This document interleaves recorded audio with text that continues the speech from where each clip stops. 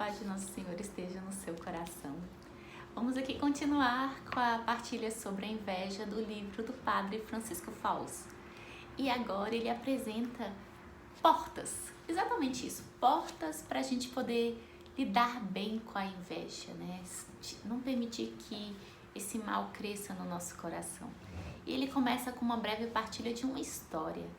Ele conta a história de um passarinho, um beija-flor, que entrou dentro de uma casa. E essa casa ela possuía 3 portas de vidro transparente. Preste atenção nos detalhes. Ele entra por havia 2 portas abertas e uma fechada. E ele entra por uma das portas abertas, fica ali no ambiente e num dado momento ele quer sair. E ele escolhe a porta fechada. Era uma porta de vidro, ele vai em cheio, gente. Puff, bate na porta de vidro transparente. Aí fica meio atordoado. Não percebe que existem 2 outras portas abertas. E insiste nessa mesma porta fechada.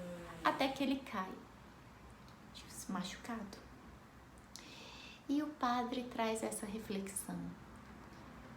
Infelizmente, quando a pessoa está ali imbuída da inveja, ela tende a insistir no erro. E ela não percebe que existem outras formas de lidar com a vida. Outras coisas que a farão muito mais bem do que ficar olhando para aquilo que os outros têm e ele não possui. E são essas formas que ele apresenta como portas. E ele é muito interessante porque o fato da gente ir realmente imaginando uma porta, e ele apresenta assim, ó, cada porta tem uma tabuleta na frente da porta, com a proposta de se passar por essa porta e buscar viver esse exercício. E aqui eu vou, junto com vocês, começar a apresentação dessas portas. E eu queria que vocês fossem imaginando assim uma porta, e à medida que eu for falando o que está escrito, vocês fossem imaginando exatamente esse escrito. A primeira porta é a porta da gratidão. E ele fala assim: na vida, em vez de cultivar os motivos de inveja, temos motivos de gratidão. Essa é a primeira porta. A segunda porta é a porta da fidelidade à nossa vida. E a placa esclarece: em vez de invejar o campo do vizinho, valorizemos e cultivemos o que é nosso. A terceira porta tem mais uma tabuleta. É a porta do amor generoso. Em vez de fazer dos outros fontes de tristeza para nós, façamos dele fontes de alegria. O que eu faço pelos outros? E a quarta porta é a porta das bem-aventuranças. Em vez da gente se perder com felicidades ilusórias, qual é o sentido da nossa vida em buscar o eterno? Então, assim, só dessas portas a gente já fica mexido, né? E hoje nós vamos apresentar a primeira porta, que é a porta da gratidão. E, gente, vai ser um bate-papo mais de apresentação, porque vai depender de cada um de nós o exercício concreto. Por quê? Ele convida cada um a fazer uma lista. Fazendo uma lista primeiro, com a primeira coluna, você vai relacionar todas as coisas boas que você tem na sua vida e que já aconteceram. Né? Contemple, olhe ao seu redor, contemple a natureza e vá agradecendo. Mas é interessante escrever para a gente perceber quantas coisas boas nos cercam. Escreva o ar que você respira, escreva a árvore que lhe dá sombra, né? O sol que te aquece, o céu azul que te traz um consolo. Vai escrevendo o que é e o que te provoca em você, né? As coisas boas, a presença. Se você mora com seu pai, com a sua mãe, escreva: eu agradeço a vida dos meus pais, eles me educam, eles me formam, eles me ensinam a ser melhores. A companhia deles é agradável. Vá saboreando essas coisas boas. Agradeça o café da manhã, a comida do dia a dia. Agradeça.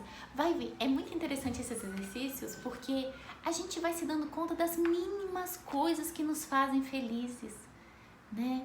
Nós temos roupa para vestir, as pessoas que passam pela nossa vida, a nossa saúde. Quantas coisas boas nos cercam. Mas nessa corrida do dia a dia, e principalmente porque a gente não para. A gente parou. Infelizmente a vida corrida, os impulsos, né? Nós somos extremamente provocados ao longo do dia a dia e essas provocações nos agitam e não permitem essas pequenas pausas de olhar, de contemplar. Então, assim, eu convido você, 10 minutos para tudo. 10 minutos não vão roubar seu dia, 10 minutos não vão lhe prejudicar. Pare, olhe ao seu redor e escreva a lista das boas coisas. Terminou? Saboreie. Permita que essa reflexão ela vá contagiando o seu coração. E aí você vai reservar mais 10 minutos do seu dia, pode ser à noite, pode ser em outro momento, pode ser no dia seguinte, mas o interessante é você fazer. Você vai escrever uma segunda coluna. E aí vocês vão perceber, a gente vai estar se aprofundando nesse agradecimento. Agora você vai escrever os seus sofrimentos, as suas doenças, as suas limitações, as suas deficiências físicas, psíquicas, fome, sede, solidão, pavores, coisas que atingiram você. E aí você pode até me questionar, mas isso não é bom. Será que isso não é bom mesmo? Porque quando eu começo a escrever de algo que eu passei que foi muito sofrido, esse sofrimento, ele não elevou a minha alma? Esse sofrimento não me tornou uma pessoa mais madura? Por exemplo, eu perdi meu pai, né? Papai faleceu no ano de 2007. Até então eu nunca tinha passado por uma perda, né? Então eu não tinha vivenciado isso.